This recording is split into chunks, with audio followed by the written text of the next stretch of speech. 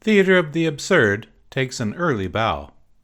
Curiously echoing Major Barbara, notably the captain of industry munitions thread, it's not difficult to understand why Frank Capra's brilliant realization of the play by George Kaufman and Moss Hart, expertly adapted for the screen by Robert Riskin, won the 1938 Best Picture Academy Award.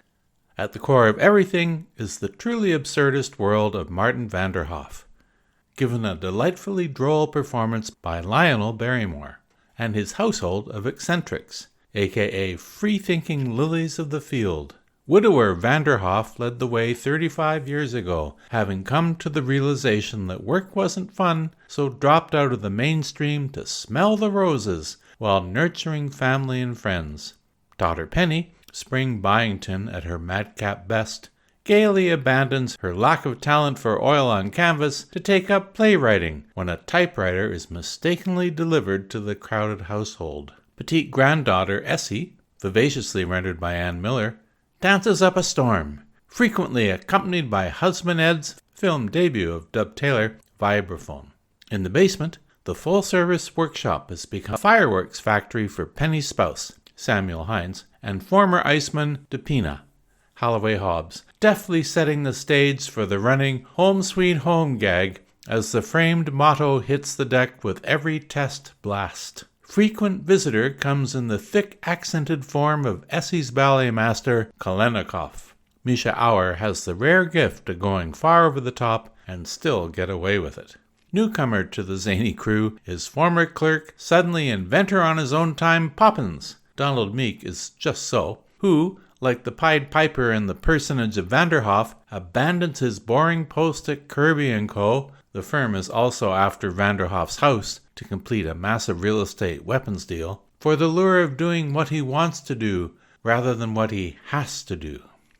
Perhaps the most normal of the motley crew is Alice, the ever-radiant Jean Arthur, who also works as the personal secretary at Kirby & Co. But as the film opens, her duties are getting a bit too personal because her boss, and the owner's son and heir, Tony, James Stewart, polishing his wry delivery and characteristic mannerisms, notably hands in trousers pockets at key moments, wants his girl Friday to take more than dictation and become his bride.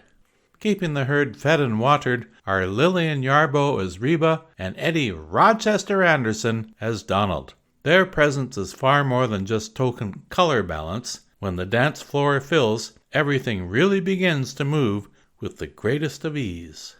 The coming engagement mixed in with the desire to purchase or threaten to tear apart the nut house, literally, as witness the hoity-toity restaurant scene, due to the unsuitability of Alice and her kin for the ruthless Pa Kirby, pompously done by Edward Arnold and his condescending wife, Mary Forbes, always happy to faint on demand. The first real showdown between the clans is also the plot's weakest link. A joint family dinner is sabotaged by the groom-to-be, hoping to let his folks see the true side of his in-laws in waiting. The whole episode backfires as much as the fireworks landing everyone in the slammer, no less. No worries, the kind-hearted judge, Harry Davenport, shows unusual compassion compared with the hard-hearted Kirby Sr., and sets up a massive display of what money can't buy, as van der Hoef's fine is paid for by the love and respect of his friends.